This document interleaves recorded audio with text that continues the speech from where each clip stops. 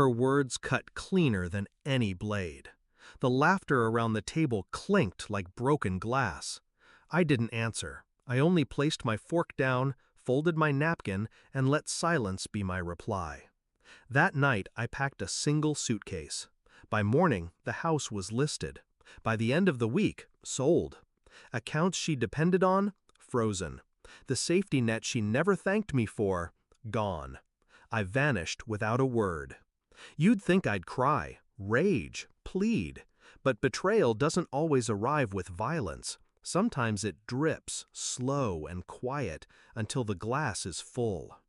Growing up, I was the dutiful one, the glue, the problem solver. When Dad left, I became her shadow. Paid bills, handled paperwork, cooked dinners.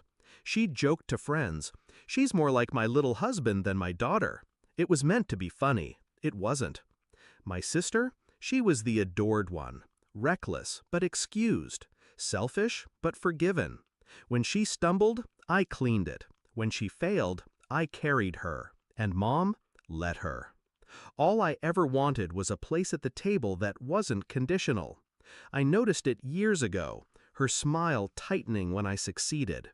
When I bought the house, she called it, "too much for you." When I got promoted, she said, "don't get arrogant."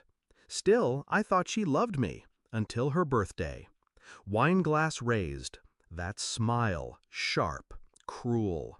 The best gift? You leaving my life. The table roared. My sister laughed the loudest. That was the night I stopped being their safety net. I didn't confront her, didn't shout or slam doors. That's what she expected. Noise, drama, weakness. Instead, I planned. Methodically, quietly. First, the house. Mine, legally. Signed only under my name. Gone overnight, cash in my account. Next, the joint savings she leaned on. Closed. Every automatic draft she relied on, rejected. She woke up a week later with bills piling and no fallback. I rented a small apartment 2 towns over. Bare walls. Silence. Peace. No one knew. I cut ties clean. But then the calls started. Unfamiliar numbers. Voicemails I didn't answer. Her voice trembled, each message sharper than the last. At first, "Where are you? This isn't funny." Then, "Your sister can't pay the mortgage. I told her you'd help." Finally, "You think you can just abandon family? You'll regret this." I listened in the dark, expressionless. Every word confirmed what I already knew. I was never a daughter. I was their crutch. The real revenge wasn't the money. It was the mirror I held up. Without me, the cracks widened. My sister's debts surfaced. Creditors circled.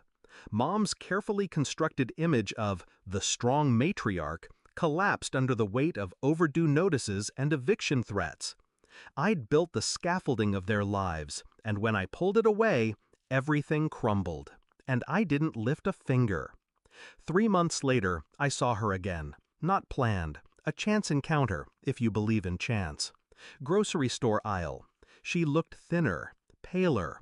Pride crapped around her eyes. When she saw me, she froze. "Where have you been?" Her voice was small.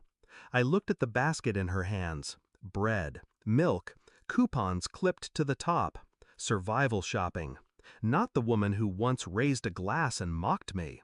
I didn't answer, just tilted my head, calm, unreadable. Her lips trembled.